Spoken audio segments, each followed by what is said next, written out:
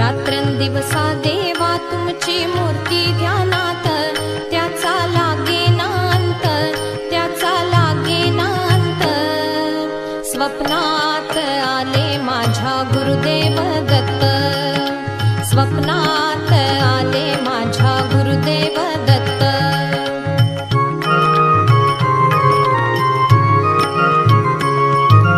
दिव्य स्वरूपी सडा टाकत होते अंगणात, अल्लख म्हणून भिक्षा मागत आले दारात. दिव्य स्वरूपी सडा टाकत होते